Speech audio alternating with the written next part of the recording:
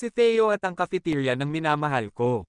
Sa isang modernong lungsod kung saan abala ang lahat sa karera at kape, may isang kafe na para bang tinatambayan ng kapalaran, Cloud9 Cafe.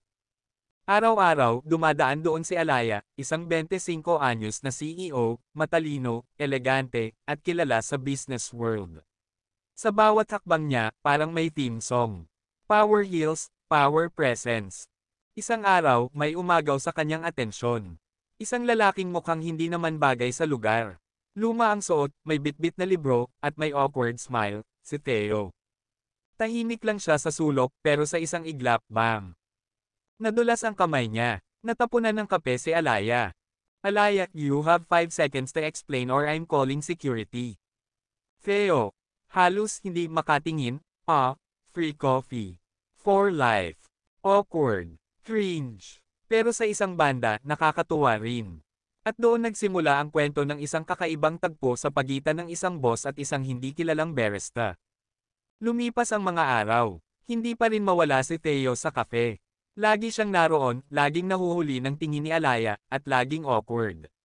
Pero parang may kung anong hindi siya sinasabi. Hanggang isang hapon, habang tumatawa si Alaya sa tawag, dumaan si Theo. Nahulog mula sa kanyang jacket ang isang lumang pendant at nagliwanag ito. Alaya, ano yan? Para kang may dalang artifact. Theo.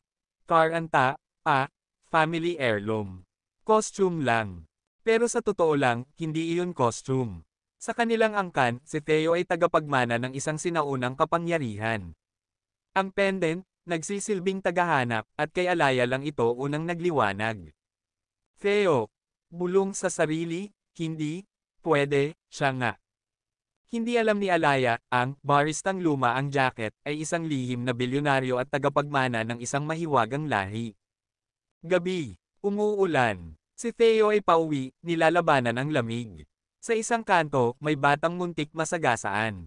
Sa isang iglap, inilabas niya ang pendant at binigkas ang periculum. Biglang bumagal ang oras. Ang mga patak ng ulan, tila nakabitin sa ere.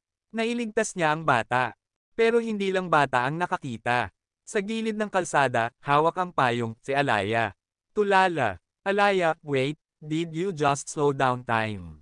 Theo. Ngiting awkward, pwede bang huwag muna ngayon, basa ako eh.